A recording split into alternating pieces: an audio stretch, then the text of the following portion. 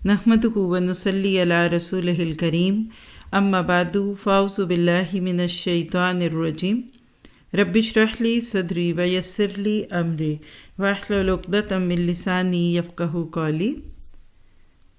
कुरान के मोती pulse of Quran. आज इसमें से हम पारा नंबर 13 वमा उबर्रियु करेंगे और दीन और दुनिया किताब की रोशनी में तज़किया सीरीज़ में आज हमारा जो मौजू है वो है नफ्स की शरारतें।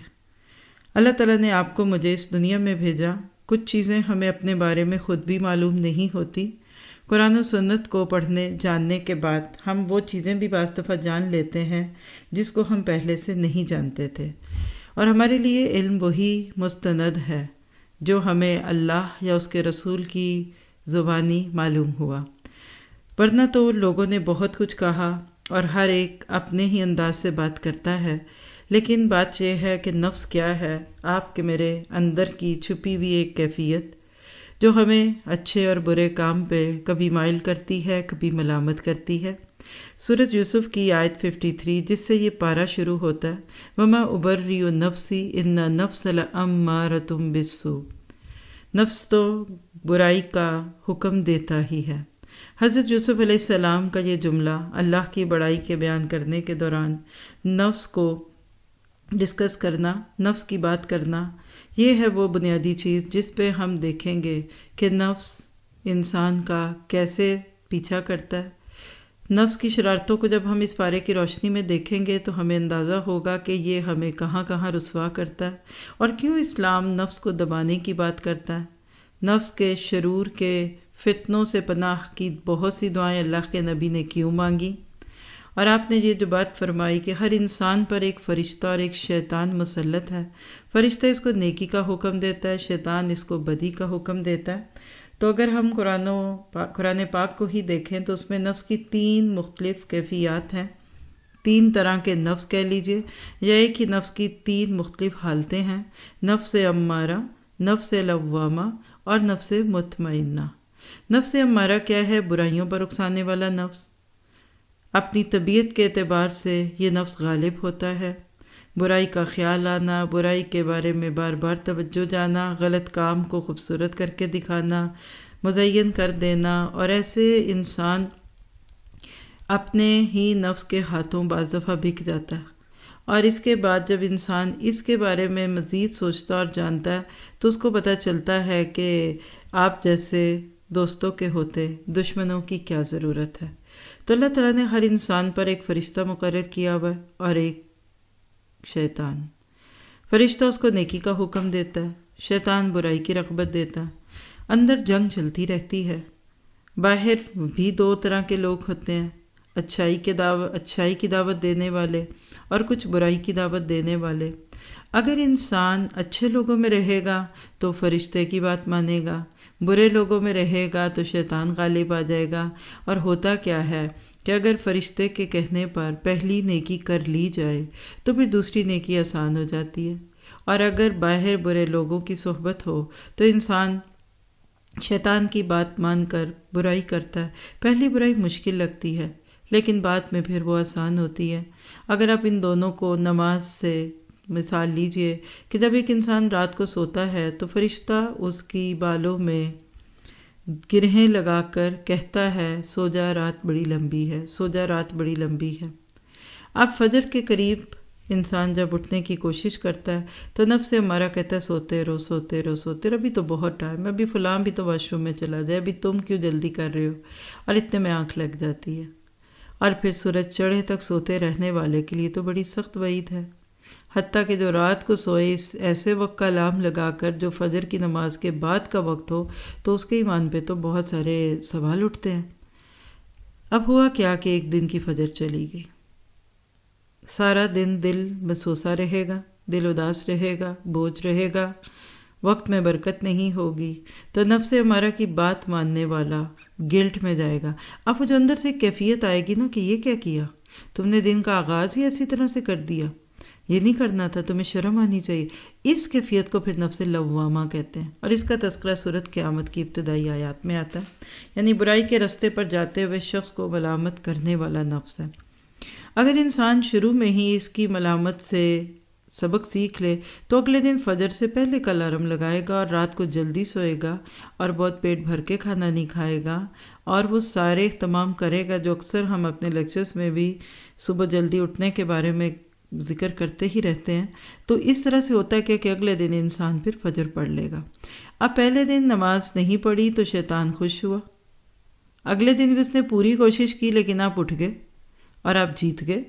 فجر کا وقت پہ پڑھنا شیطان یعنی آپ کے نفس امارہ کے خلاف ایک پہلی فتح تھی، آپ کے اندر کانفیڈنس ہوگا۔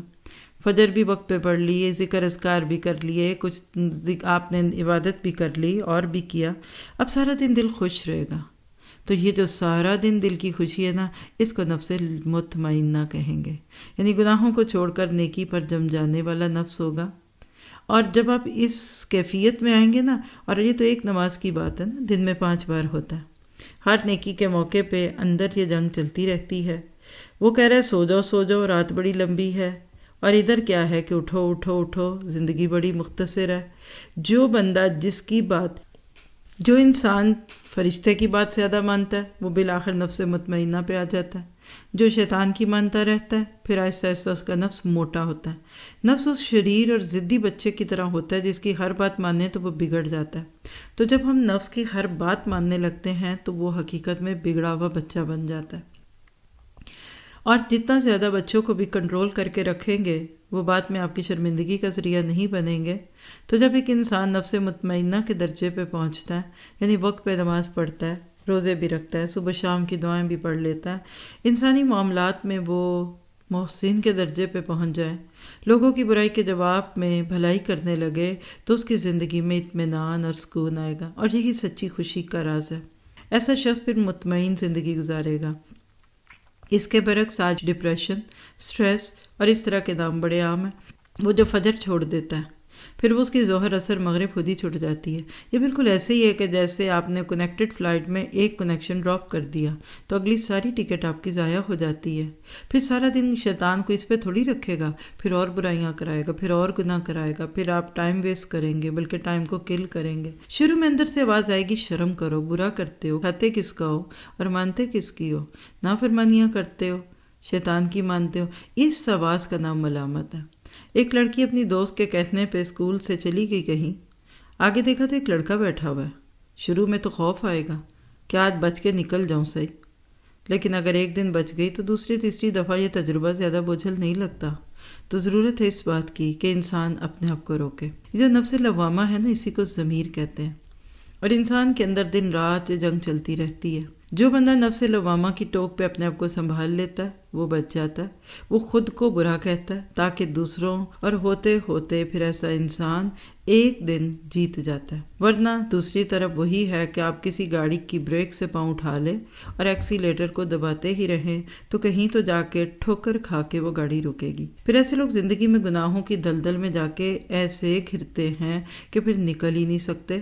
تو لہٰذا نفس امارہ، نفس لوامہ اور نفس مطمئنہ، یہ 3 کیفیات ہیں۔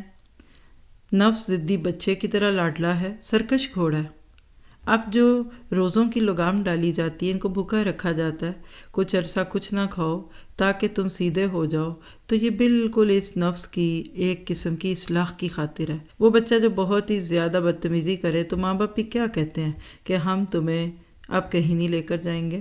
اللہ کے نبی ہر خطبے میں ایک دعا مانگا کرتے تھے، وَنَعُوذُ بِاللَّهِ مِن شُرُورِ أَنفُسِنَا، اور ہم پناہ مانگتے ہیں اللہ کی اپنے نفس کے شر سے۔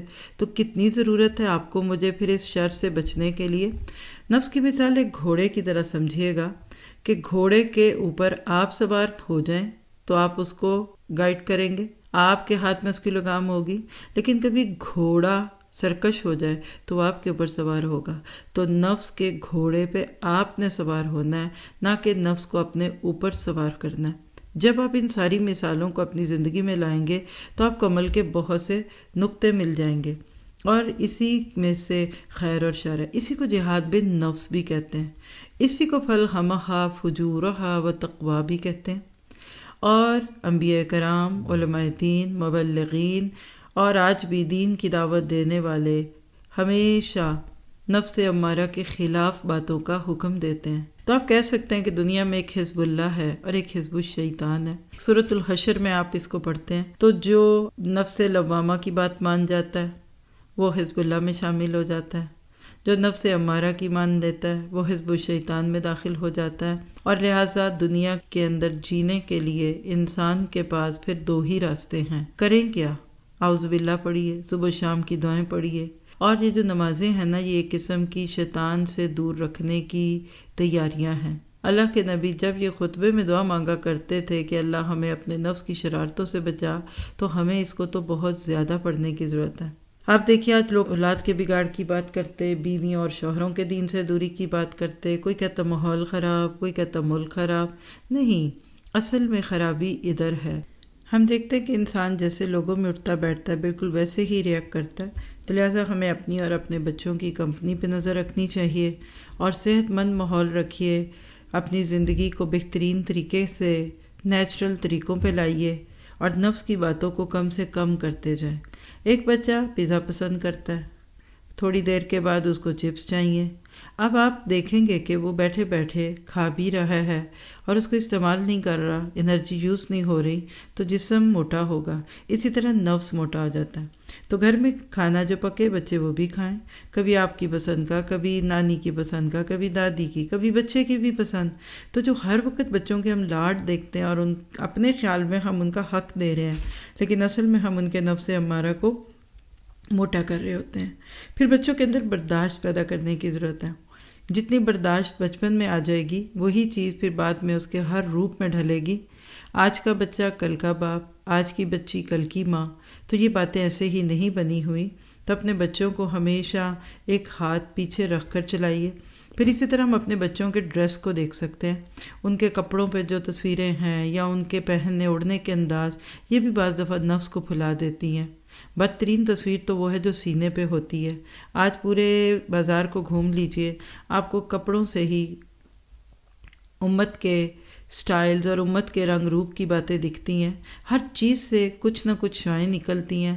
آپ محسوس کریں گے کہ پہلے دور میں 6 بچے بھی پل جاتے تھے اور اچھے تھے، کبھی کبھی آج ایک بچہ بھی درد سر بن جاتا ہے، کیونکہ ہم اپنے بچے کو اس طرح نہیں ڈیل کر پا رہے جیسے ہماری سیدھی سادی کم پڑھی لکھی نانیاں اور دادیاں کرتی تھی۔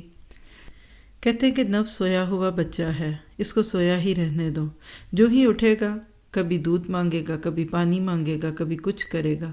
تو جتنا نفس کے لاڈ دیکھتے رہیں گے وہ آپ کو لاڈ دکھاتا ہی جائے گا۔ روزہ اسی طرح نفس کو دباتا ہے، اور روزے کا مقصد ہی کیا ہے؟ لعلکم تتقون۔ اب جب ہم اس بارے پہ آتے ہیں تو سورۃ یوسف میں حضرت یوسف کی زندگی کے اتار چڑھاؤ دکھتے ہیں۔ پہلے باپ کی محبت میں تھے، وہاں سے نکالے گئے تو کنویں میں گرائے گئے، وہاں سے اٹھے تو عزیز مصر کے گھر میں۔ اگر حضرت ابراہیم کی تربیت اچھی نہ ہوئی ہوتی تو اس عورت کی دعوت کو قبول کر لیتے۔ وہاں سے نکلتے ہیں تو کچھ اور عورتوں کے ہاتھوں میں آتے ہیں، اور پھر جیل میں کئی سال رہے، اور جب جیل کی سلاخوں میں رہنے کے بعد تربیت پوری ہوئی تو وہاں سے اللہ نے مصر میں ایک وزیر خزانہ کے طور پہ ان کو بھیج دیا۔ یہ سارے اتار چڑھاؤ کیا بتاتے ہیں کہ جتنا انسان اللہ کے فیصلوں پہ راضی رہتا ہے اتنا اللہ تعالیٰ اس کو زندگی میں ترقی دیتا ہے۔ 57 آیت تک یوسف کی زندگی کا دوسرا دور بھی پورا ہوا، اور ایک نان مسلم بادشاہ نے ان کو ایک بڑا اعلیٰ عہدہ دیا۔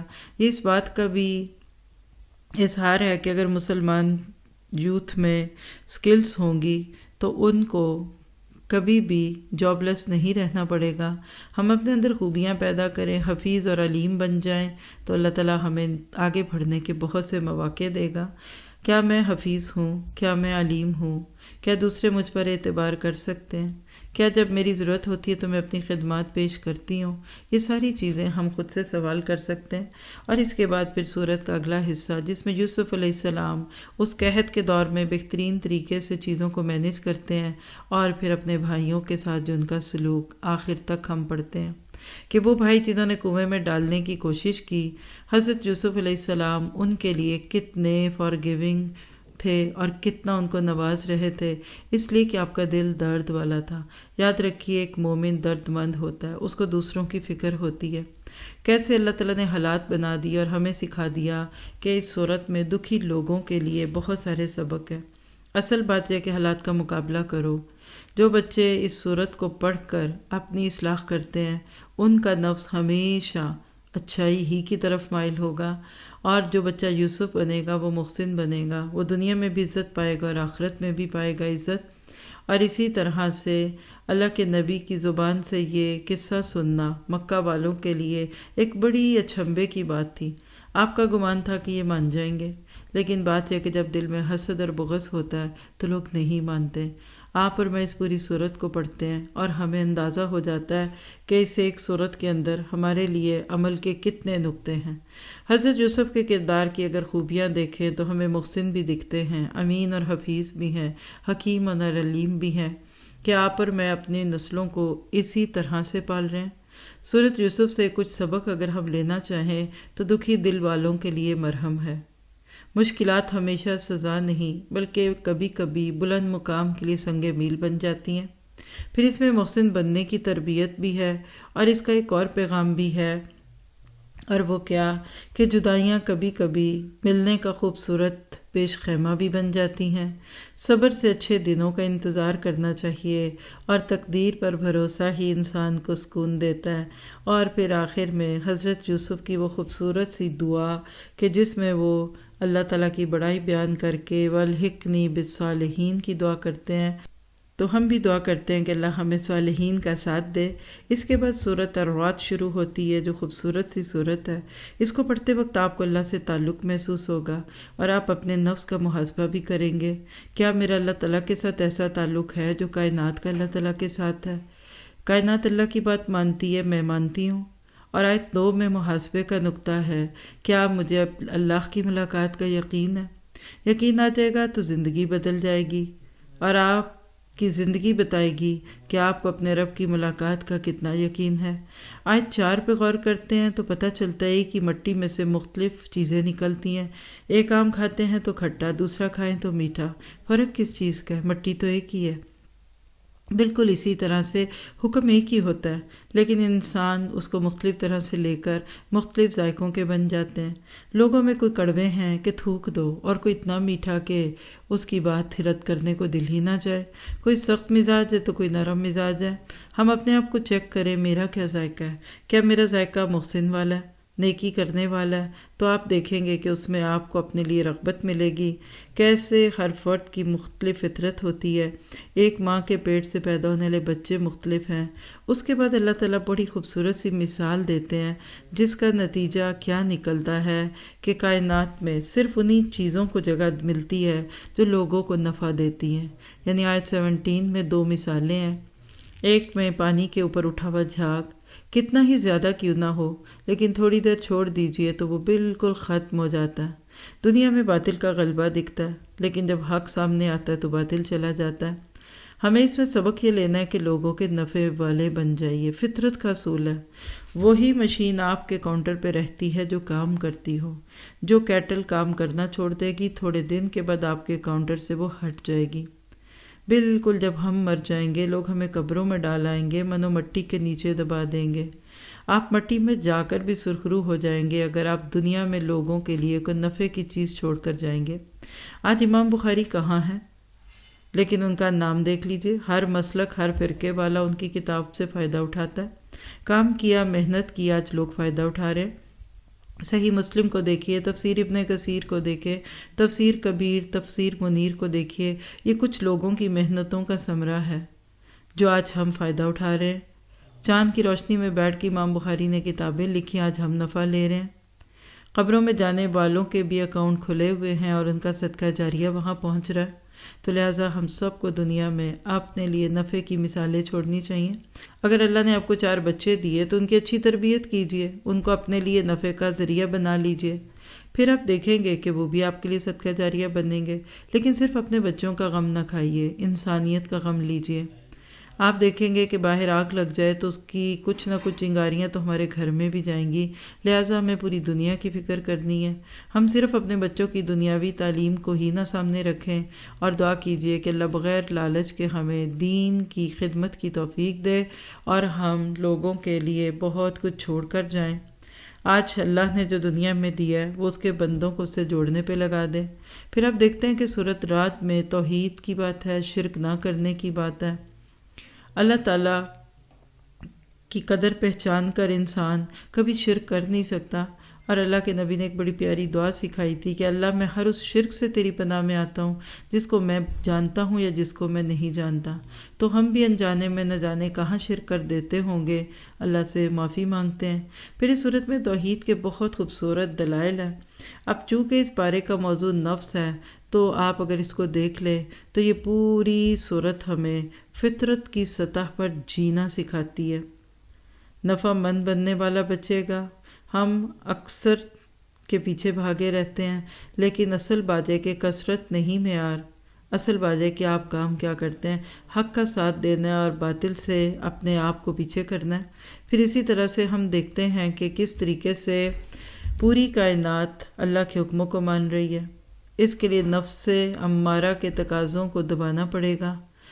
ظاہر ہے کہ دوسرے کو نفع دینے کے لیے آپ کو اپنی نیند چھوڑنی پڑتی ہے، اپنی بھوک پیاس کو پیچھے کرنا پڑتا ہے۔ ہر آیت کو پڑھتے ہوئے انسان اپنا محاسبہ کرتا ہے کہ میں بھی دوسروں کے نفع کا بن جاؤں۔ اس کے بعد سورۃ ابراہیم ہمارے سامنے آتی ہے، جس میں اللہ تعالیٰ فرماتے ہیں کہ یہ قرآن اندھیروں سے روشنی کی طرف لاتا ہے۔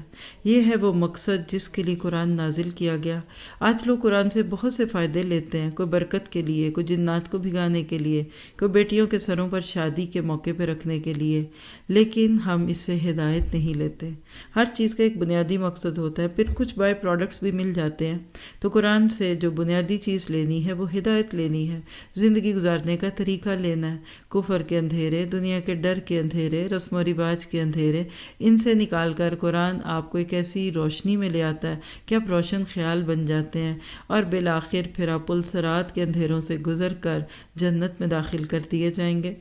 ابراہیم کی آیت 3 میں، سورہ ابراہیم کی آیت 3 میں کتاب کی بات ہے اور ساتھ ساتھ حق سے انکار کی بات ہے۔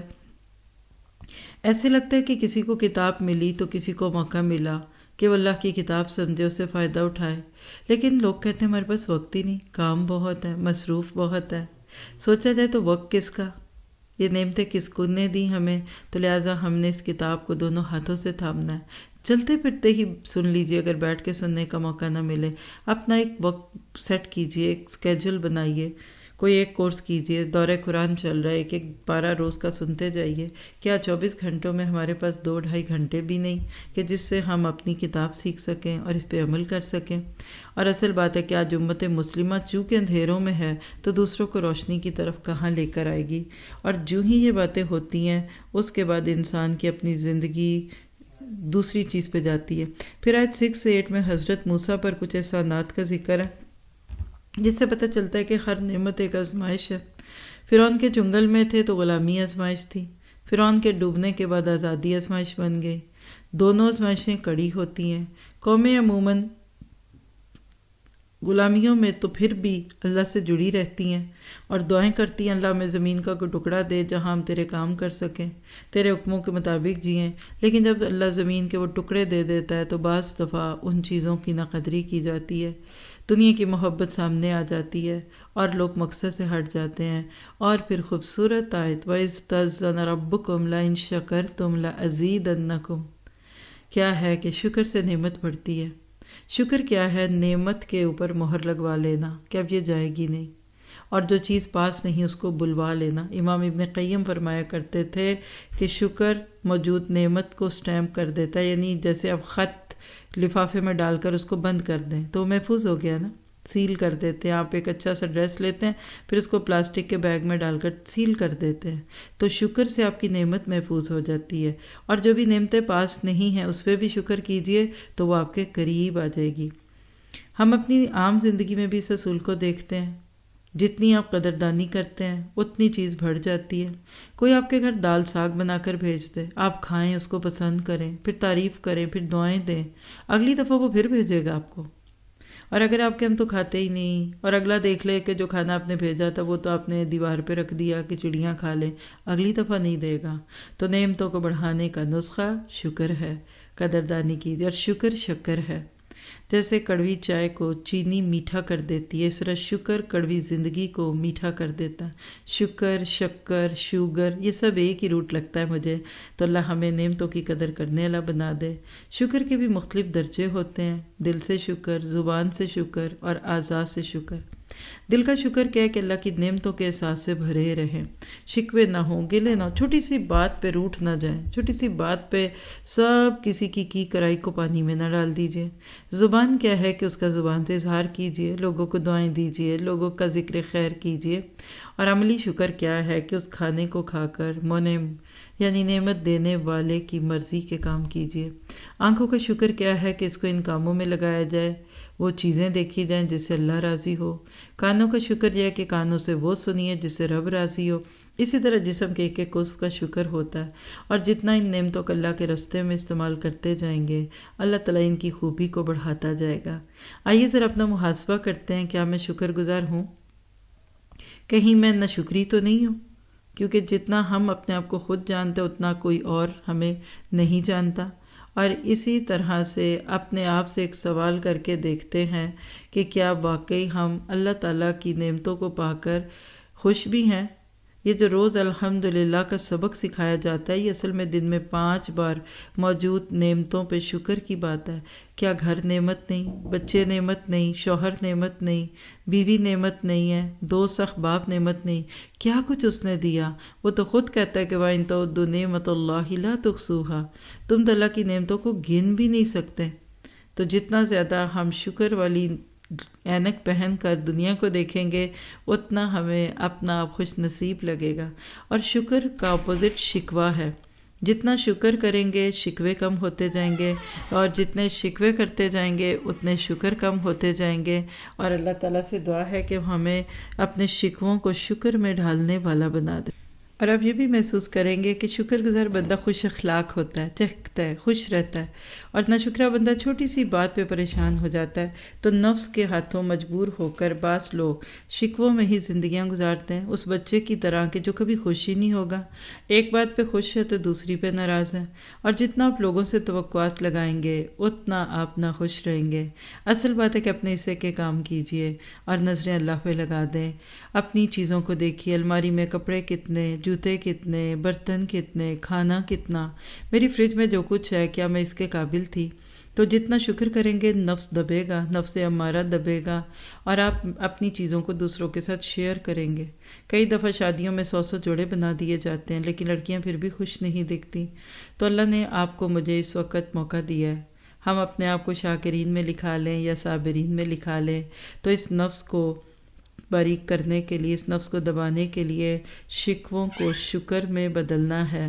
اور تربیت میں جب یہ رنگ مائیں ڈال دیتی ہیں تو بڑے ہو کر پھر وہ شوہر ہونے کی صورت میں اور کل باپ بننے کی صورت میں بھی چھوٹی چھوٹی چیزوں پہ قدردان بن جاتے ہیں، ورنہ تو ہر وقت وہ اپنے آپ کو مشکل میں رکھتے ہیں۔